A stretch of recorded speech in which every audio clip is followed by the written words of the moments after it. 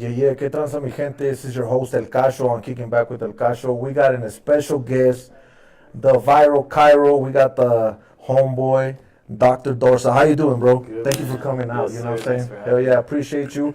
We're going to be talking a lot about his career as a doctor, chiropractor, quiropráctico.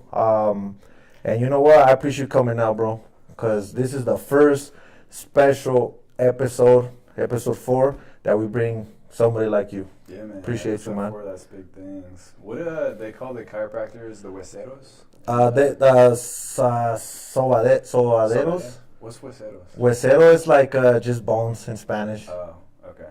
Yeah. Yeah, I feel like I get a lot of people because my area is like heavily Spanish speaking. Hell so yeah. I get a lot of people that have come from. Sobaderos. Yeah, hueseros, I don't know. I've never heard that one, but it's sobaderos because they're just people that I guess they give you massages. Okay, gotcha. I guess they're considered the underground chiros, if you want to call it like that, you know? I like it. Yeah, hey, shout out to QMP. Yeah. You know, they hooked us up with the hats. This wasn't even on purpose. It was not on purpose, I bro. don't even wear hats most of the time. I know, I seen that. I actually like these hats, so I'm like, I might be a hat guy. Hey, you know, and he's local from Denver. They're doing their thing. Tomorrow they're actually dropping a Colorado Rockies one, too. Okay, yeah, no, I saw all their stuff is fire. We had them in the office the other day, so That's dope, man. we're a little backed up on content, but we're gonna get that stuff edited. Hell yeah, I seen that. Hey, let me get a quick shout out to my sponsors, Maria Taqueria, Yantela Sanchez, Self-Made, the homie Money Ace right here, and also Soho Royalty from Greeley, Colorado, and the homie Slums from Los Angeles, getting me right with the merchandise. I appreciate that. Let's get started, bro. Can you introduce yourself?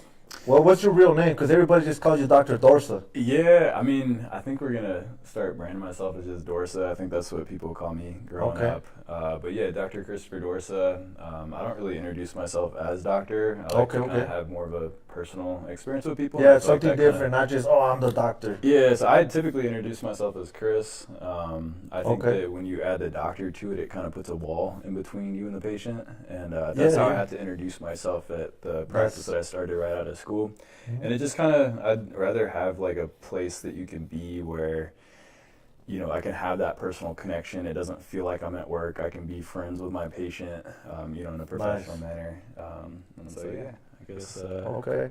Christopher Dorsa.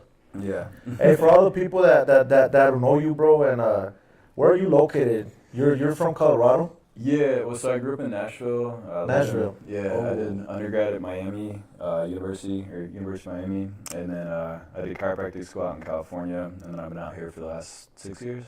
Okay, now you're a Colorado boy now, bro. Yeah, no, we're in it. We're on the takeover right now. So, yeah, I mean, it's happening. It's crazy how fast it was. Last year, everything kind of blew up. I met Mexico, and then he introduced me to you, and then we're kind of starting this whole Just thing. connecting, huh? Everybody got their own type of motion, you know what I'm saying?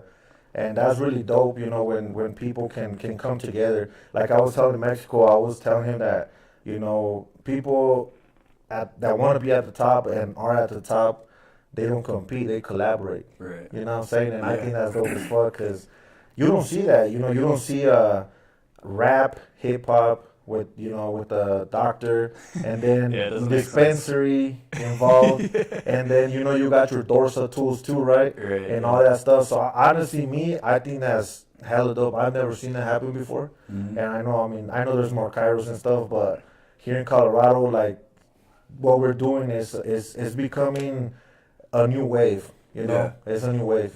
Yeah, even within like my own industry, you know, I kind of, when you come out of school, you don't, like, everything is kind of like competition. I made a point to introduce myself to everybody once I got started in the area, just so I don't feel like competition. And as I started kind of growing my channel, I did see it in a way where I was like, man, like, I don't want to put this other chiropractor on because, like, I worked hard to build this. But then I started realizing, like, you know what, like, if I make this person win, then they're going to help me win in the process. Exactly. And it's been cool. I've been, you know, working with some local chiropractors, doing collaborations. I learned things from working with other people. You know, when you're just working with yourself, you get stuck in your own bubble.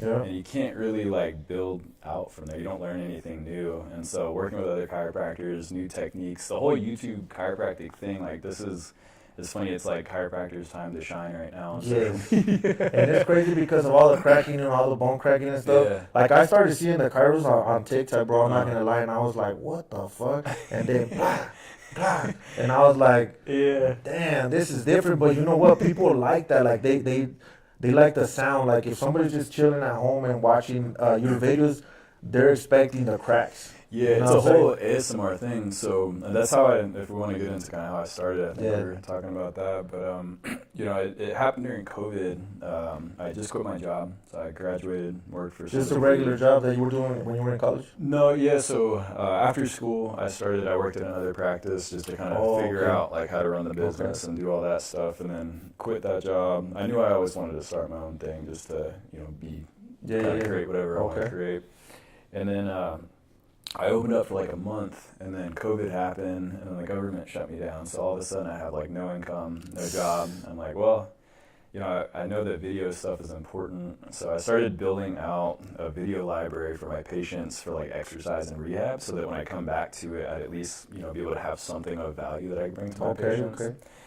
And then I had adjusted one of my friends just to kind of like see what would happen with like the audio, and I didn't realize that like the chiropractic thing was on the internet. Like, I'd never really seen that stuff, and at that point I think I had like, you know, 20 YouTube followers, and so it wasn't really something I was trying to build. But then that video, you know, each one was getting like 1 or 2 views, and then that video got like 200 views, and I was like, oh. Started growing and growing? Yeah, well, I was like, okay, this is like a thing on the internet, and I started looking at other channels, and I was like, you know, I think I can do this. Like, I have a different vibe to what I'm doing. You know, there's so many different schools, and so yeah, we started going in that direction, and I would see the comments, and people were like, no, like, we want to see the whole video, like, we want to hear you talking. I thought that stuff was boring, but there's a whole category of ASMR. I don't know if y'all know what that is, but it's like people eating the food, and it kind of sets off different like sound chemicals in your brain that people fall asleep to the videos. Okay.